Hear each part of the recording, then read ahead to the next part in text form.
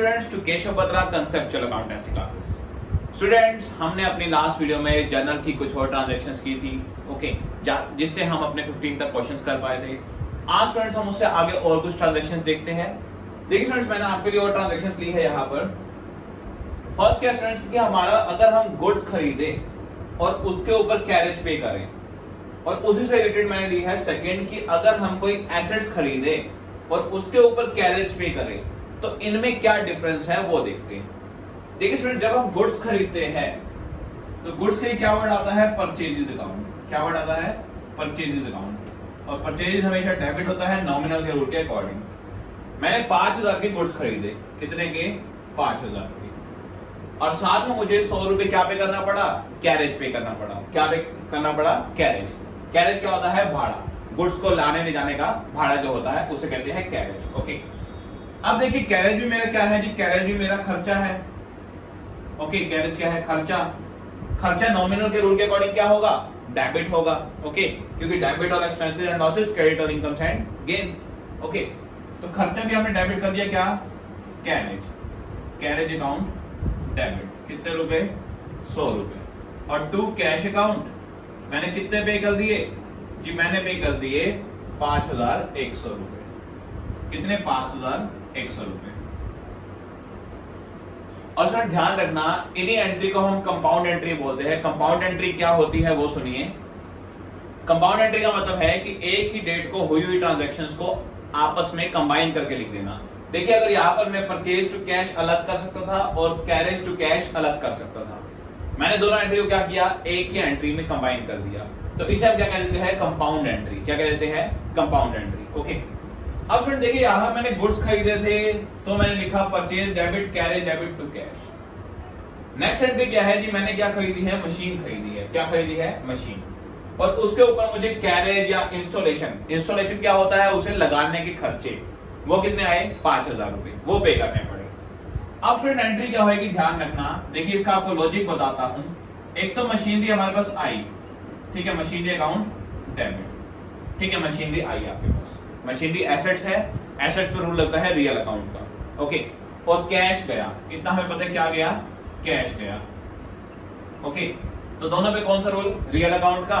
और हमें इसकी एंट्री आती है debit word comes in, credit word goes out. Debit जो आ रहा है और क्रेडिट जो जा रहा है। तो मशीनरी आ रही है, कैश जा रहा है। अब फ्रेंड्स मान लीजिए आप एक बाइक लाए। ओके, आपने एक नई बाइक ली जो कि 50,000 रुपीज की थी। कितने की थी? 50,000 की। ओके, आपने स्टार्टिंग में ही उसके ऊपर 2000 रुपए कुछ ना कुछ उसमें एक्सटेंशन करवा लिया। एक्सटेंशन मींस मान लीजिए आपने उसकी एक्सेसरीज लगवा ली कोई ना कोई। ओके, 2000 रुपए। ओके, साथ में आपको उस बाइक को मान लीजिए आपने लाना था दिल्ली से लाना था आपने किसी और सिटी में, किसी और टाउन में, मान लीजिए दिल्ली से गुड़गांव में लाना था। ओके, अब दिल्ली से गुड़गांव में लेके जाना है तो वहां तक का क्या लगेगा? कैरेज भी लगेगा। तो स्टूडेंट्स मान लीजिए 3000 रुपए क्या लग गया? कैरेज लग गया। किसको? बाइक को दिल्ली से लेके गुड़गांव तक जाने का। ओके, अब स्टूडेंट आपको टोटल बाइक कितने की पड़ी जी? आपको वो टोटल बाइक आप मानेंगे कि 55,000 की पड़ी है, 50 की नहीं पड़ी। क्यों जी? 50,000 की तो थी, 2000 के ऊपर एक्सेसरीज लगाई, 3000 रुपए उसको लाने के भी लग गए। तो ओवरऑल आपको कितने की पड़ी? 55,000 की। तो आप क्या करेंगे जी? आप अपनी बाइक में लिखेंगे उसकी कॉस्ट कितनी? 55,000। सेम ऐसे यहां होता है मशीनरी में। देखिए, मशीन मैंने कितने की खरीदी? 1 लाख की। कितने की? 1 लाख की। अब मशीन को लाने का और उसे लगाने का जो ऊपर खर्चा हुआ कितना हुआ? 5000 रुपए। तो ध्यान रखना स्टूडेंट्स, ये हमें टोटल मशीन ही कितने की पड़ी है? ये टोटल मशीन हमें पड़ी है 1,05,000 रुपए की। तो सारा का सारा खर्चा किसमें आएगा? मशीन में। अब कहने का लॉजिक क्या है जी? लॉजिक ये है, जब भी आप कोई भी फिक्स्ड एसेट खरीदो, जब भी आप कोई भी फिक्स्ड एसेट खरीदो तो उसको लेने में, उसके ऊपर आप जितना भी खर्चा करोगे स्टार्टिंग में खरीदते टाइम, उसको खरीदते टाइम जितना भी उसके ऊपर क्या करोगे? खर्चा करोगे, वो सारा का सारा किसमें आएगा? फिक्स्ड एसेट्स के अकाउंट में ही आएगा। ओके, तो आई थिंक आपको इन दोनों में डिफरेंस क्लियर हो गया होगा। वहां हमें गुड्स 5000 के पड़े थे, कैरेज अलग था। गुड्स के केस में कैरेज वगैरह या और जो खर्चे होते हैं वो अलग होते हैं, लेकिन फिक्स्ड एसेट्स में हमें वो चीज पड़ती ही उतने की है, तो हम उसका कैरेज, इंस्टॉलेशन चार्ज या वेजिस या कुछ भी लगा तो हम वो किस में जोड़ देते हैं, फिक्स एसेट्स में जोड़ देते हैं। तो आई थिंक आपको ये दोनों केस समझ आ गए होंगे पहले तो। ओके, थर्ड देखते हैं स्टूडेंट्स। अब थर्ड में क्या है स्टूडेंट्स, देखिए मैंने यहां पर दो चीजें ली, एक तो पेड फॉर रिपेयर्स और एक है paid for a major repair. एक वर्ड का डिफरेंस डाल दिया मैंने, क्या, मेजर रिपेयर।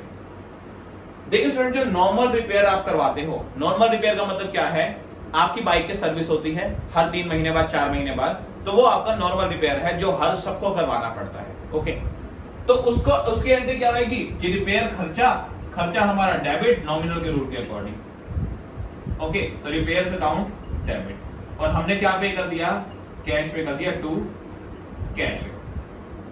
ये तो हो गई नॉर्मल रिपेयर की एंट्री। कौन सी, नॉर्मल, या फिर मैं कहूं ऑर्डिनरी रिपेयर, जो कि नॉर्मल रिपेयर एक चीज जो आपकी मशीनरी है वो मांगती है। ओके, अब स्टूडेंट मान लीजिए आपने क्या किया, आपकी बाइक का टायर घिस गया। ओके, आपकी बाइक का जो टायर था वो पूरी तरह से घिस चुका है, आपने एक नया टायर डलवाया। आपने क्या किया, एक नया टायर डलवाया, या फिर बाइक में कुछ ना कुछ एक्सटेंशन करवाया जिससे बाइक की लाइफ बढ़ गई, तो ध्यान रखना स्टूडेंट्स, पहली बात मैं क्या कह रहा हूं, extra ordinary repair. Extra ordinary मतलब जो ऑर्डिनरी नहीं है, जो कभी कभी करवाते हो वो। ओके, जो कभी कभी रिपेयर करवाते हो। तो मैंने क्या कहा, आपने क्या किया, बाइक में टायर डलवाया, तो वो टायर आपका नॉर्मल नहीं है, वो आप हर बार नहीं करवाते, तो ये कभी कभी होने वाली चीज है। और जो ऐसा रिपेयर, या तो जो क्या हो, मेजर हो, मेजर मतलब बड़ा रिपेयर हो, ओके, जिससे उस मशीनरी की लाइफ बढ़ जाए, ओके, या फिर जो भी आपके पास व्हीकल है उसकी लाइफ बढ़ जाए, तो वो खर्चा उस व्हीकल के नाम से आता है, रिपेयर में नहीं आता। ध्यान रखना, कोई भी ऐसा रिपेयर जो मेजर हो, या फिर जिससे उस मशीनरी की वैल्यू बढ़ जाए या उसकी लाइफ बढ़ जाए, तो वो खर्चा उस एसेट्स के अकाउंट में आएगा, रिपेयर में नहीं आएगा। तो यहां पर स्टूडेंट देखिए, अब मैंने यहां क्या कहा कि एक मशीनरी के paid for machinery repair, okay, paid for machinery major repair, एक मशीनरी के ऊपर मेजर रिपेयर करवाया। मेजर मतलब ऐसा रिपेयर जो कि उसकी लाइफ बढ़ाएगा, एक बड़ा रिपेयर हुआ, तो ये खर्चा रिपेयर अकाउंट में नहीं आएगा, ये किस में आएगा, मशीनरी अकाउंट में आएगा, क्योंकि उससे उसकी लाइफ बढ़ गई है। तो यहाँ एंट्री क्या होगी जी, यहाँ एंट्री होगी हमारी machinery account debit to cash, ना कि रिपेयर टू कैश। क्या होगी, machinery account debit to cash. Okay, तो आई थिंक आपको लॉजिक समझ आ गया होगा, सिंपल रिपेयर में और एक्स्ट्रा ऑर्डिनरी रिपेयर में, ओके, जिससे उसकी लाइफ बढ़ जाए। तो machinery account debit to cash account, कितना, ये 5,000 रुपए। ओके, तो क्या रिपेयर कितने का था, 5,000 रुपए का।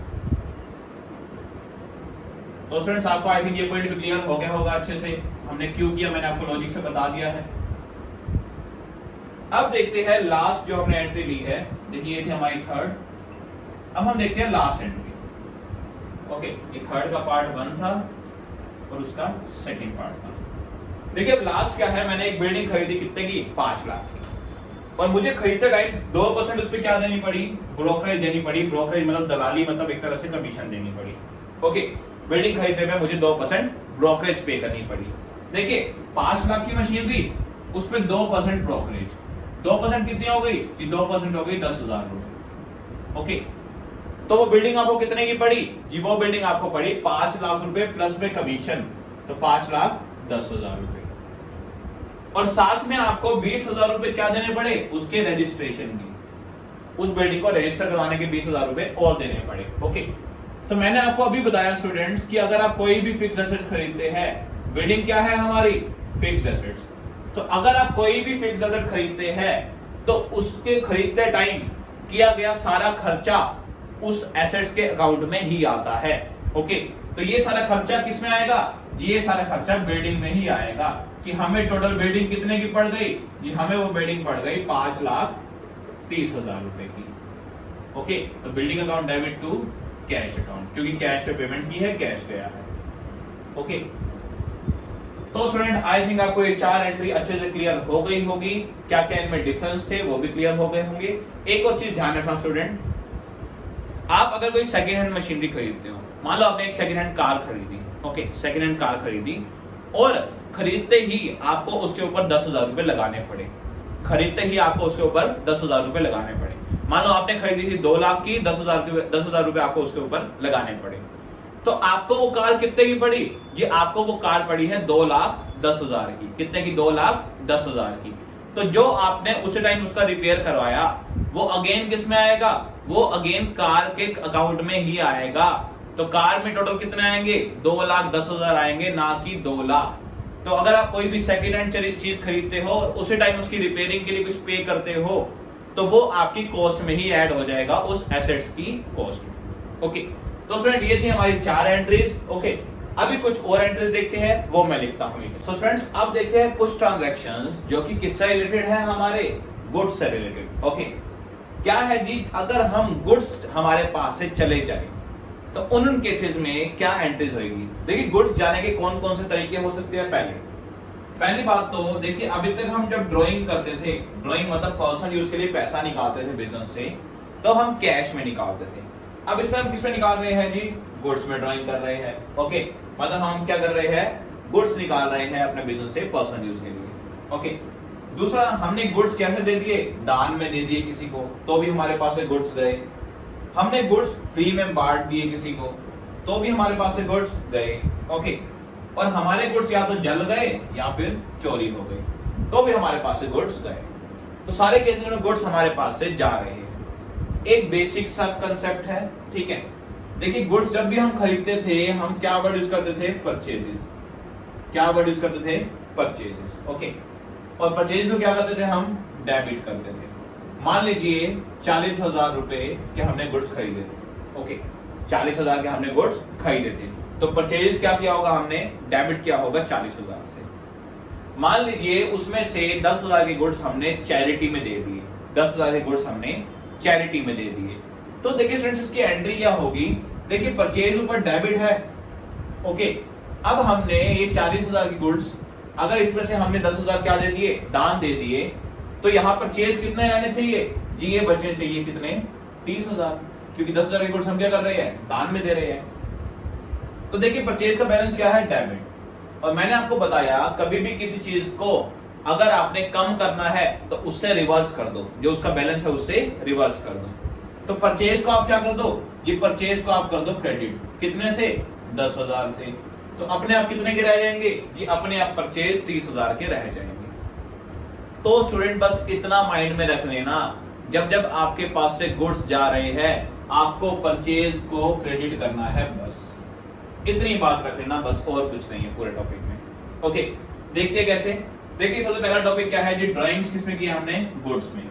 पहले हम क्या करते थे? Drawings account debit to cash, क्योंकि ड्राइंग्स हमेशा डेबिट होती है, तो drawings account debit to cash करते थे। अब गुड्स निकाले हैं तो क्या वर्ड यूज करेंगे गुड्स की जगह? Purchases account. I think clear हो गई होगी, बिल्कुल इजी। ओके, दूसरा देखते हैं जी, ड्राइंग हमने क्या किया? Goods given away as charity. हमने गुड्स कैसे दे दिए? दान में दे दिए।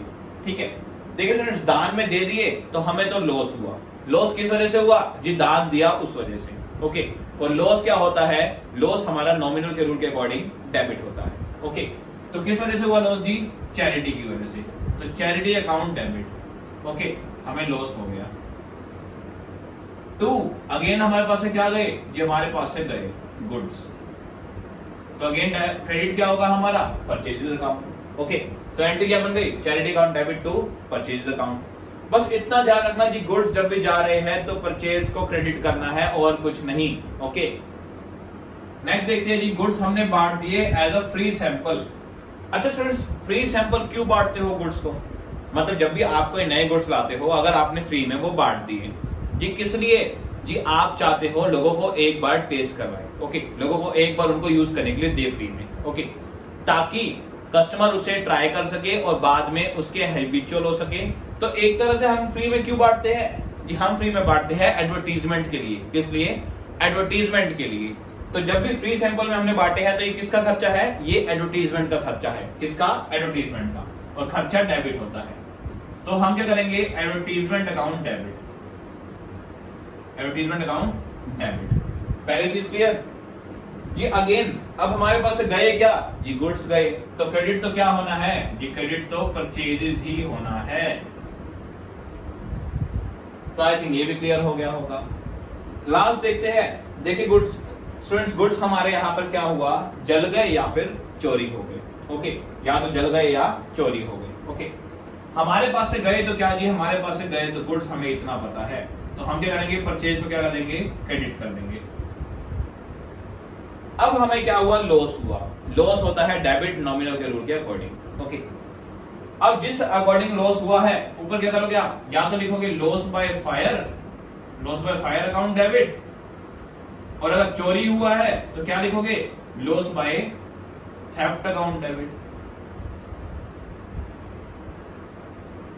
अगर आग लगी है तो loss by fire account debit to purchase, और अगर चोरी हुई है तो loss by theft account debit to purchase account. तो ये था हमारा कुछ ट्रांजैक्शन रिलेटेड टू गुड्स। बस इतना ध्यान रखना है, जब जब गुड्स जा रहे हैं तो परचेज को क्रेडिट करना है और कुछ नहीं, और मैंने आपको लॉजिक बता दिया है। ओके, तो फ्रेंड्स आज के लिए इतना ही। आप अपने क्वेश्चंस अब 20 तक कर सकते हैं इजीली। ओके, तो आज के लिए इतना ही, मिलते हैं नेक्स्ट वीडियो में जिसमें हम जनरल चैप्टर को कंप्लीट करेंगे। ओके, टिल देन स्टूडेंट्स, अगर वीडियो पसंद आए तो लाइक जरूर करना और चैनल को सब्सक्राइब करना मत भूलना। मिलते हैं स्टूडेंट्स हम अपनी नेक्स्ट वीडियो में।